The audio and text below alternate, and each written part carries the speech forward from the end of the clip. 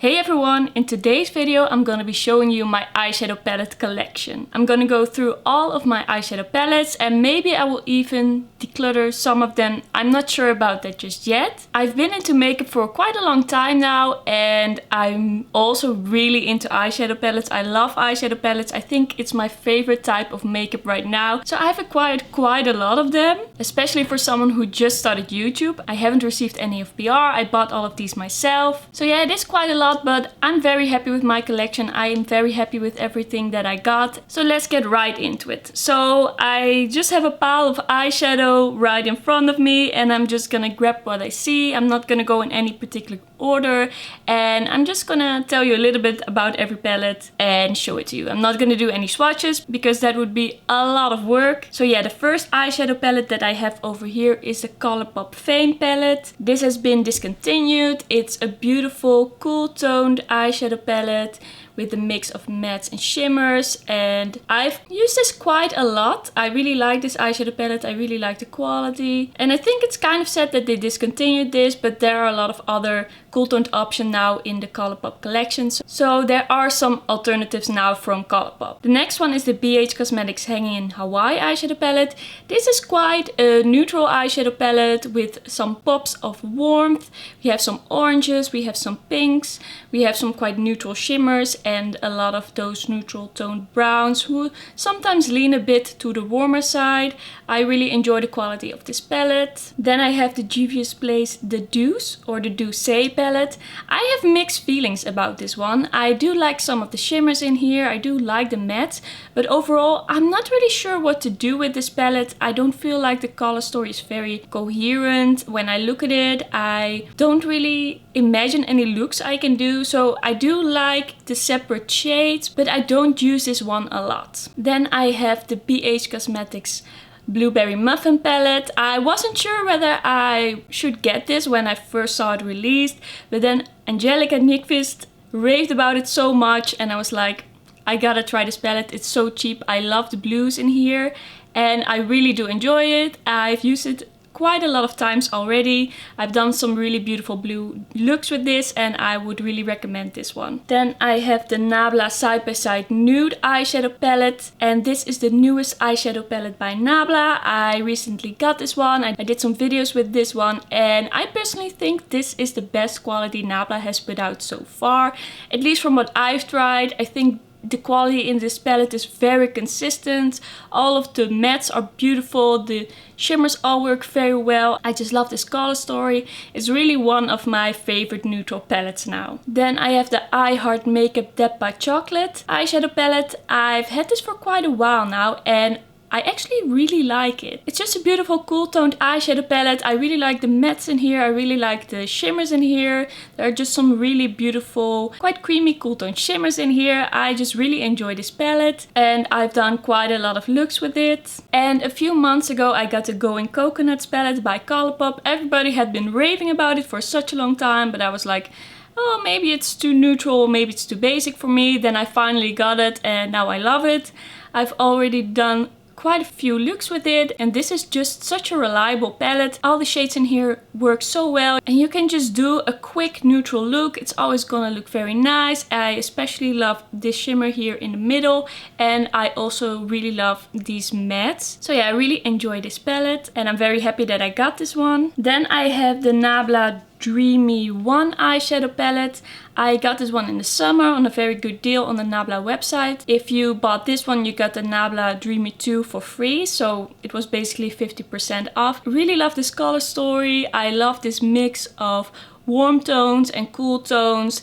It's just a bit of a colorful palette, but still really wearable. I've used this one quite a lot and I just really enjoy the quality in this one. I really love this palette. Then we have the Dreamy 2. I was debating for such a long time whether I should get it and I'm so happy that I did because this is just such an interesting palette, such an interesting color story, but I especially love all the different textures that are in here. I've used this palette quite a lot and I just really enjoy it. I like to pair it with the Dreamy 1.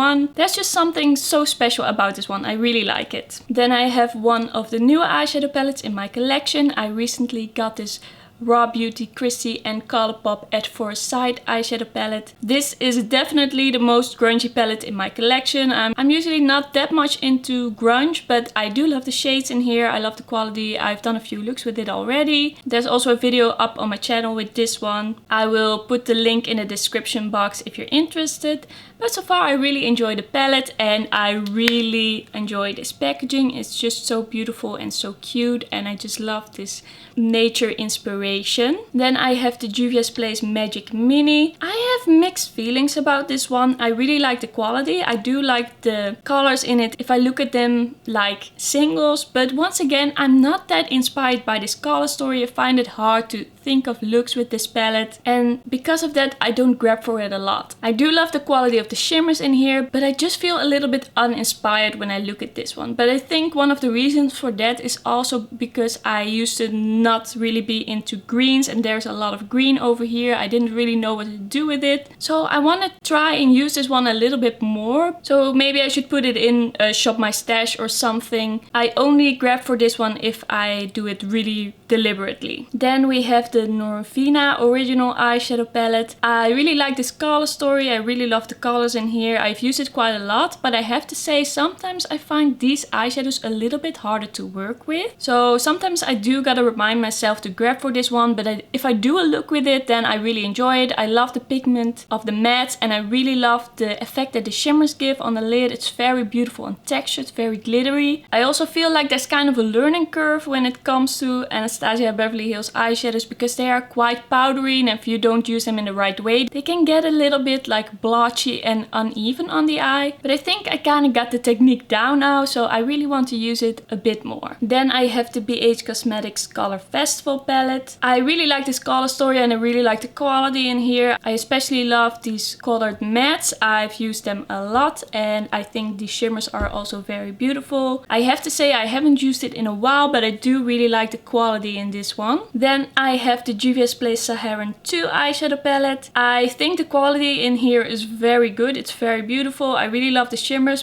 but my problem with it is that these mattes look very different on the eye than they do in the pan. I thought they would be more neutral toned, except for this one of course, that's obviously more warm toned, but I thought these would be more dark and neutral.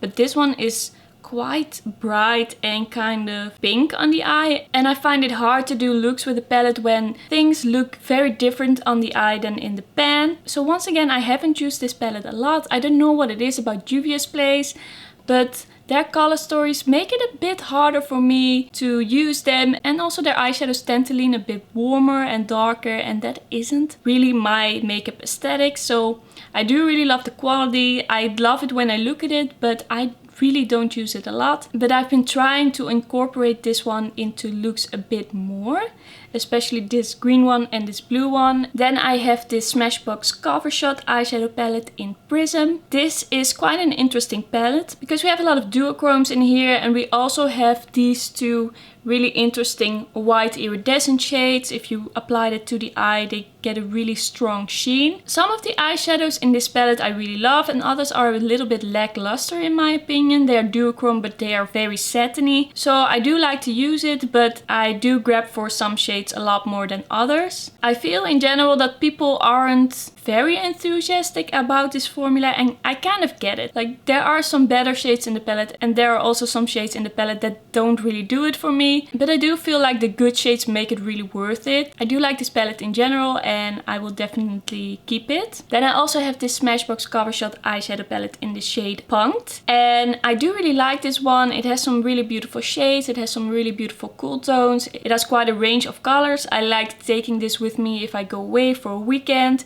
I really enjoy the mattes in here. Not all the shimmers are created equal. I especially love this one on the top. That's really beautiful. In general, I do really like this palette. I also have this sleek eyeshadow palette in Goodnight Sweetheart.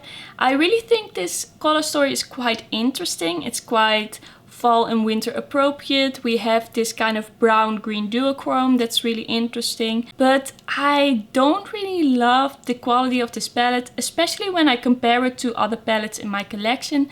I do think it's not up to par. Especially the shimmers are just a little bit lackluster, they get hard pan. So I do like the color story, but I feel like I can dupe it in my collection, and therefore I think I'm gonna be decluttering this. Most of the time if I do declutter eyeshadow palettes, first I put them like in the separate like bag or box to think about it a little bit more before I really declutter it. I don't like to throw things out right away. I like to think about it a little bit more, so it will probably stay in my drawer for a little while until I decide I'm really ready to let go of it. Then I have the Natasha Denona Mini Glam eyeshadow palette. This is the only eyeshadow and the only product I own from Natasha Denona. I really enjoy this one. When I first tried it, I was like, it isn't that special. Like, it's good, but it's not out of this world worth the price tag. But the more I use it, the more I like it, the more I grab for it. I've used it quite a lot. I especially love this matte shade over here.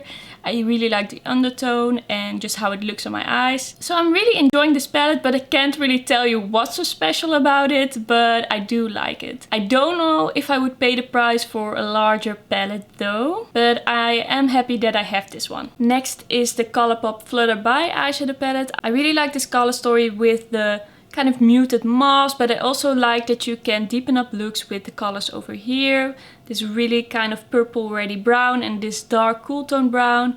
I've used it only once because I recently got it, but I did really like the look that I did with it. That look is on my Instagram if you're interested. Then I have the Nabla Wild Berry eyeshadow palette. I think this is my first eyeshadow palette that I got from Nabla. I got this one because Angelica Nickfist was raving about it, and I've done some looks with it and I've really enjoyed it. I especially love this shade, and I also think this shade is really beautiful.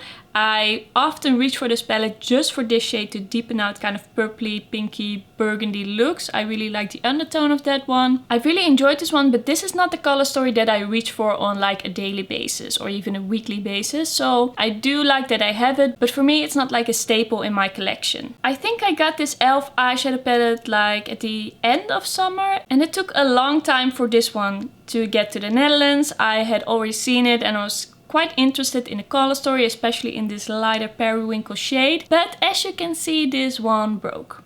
The first time I used it, this shade started crumbling. I was very careful and it still crumbled, and then I put it in my drawer and it crumbled even more and it just fell apart. And honestly, I don't really feel like keeping this one.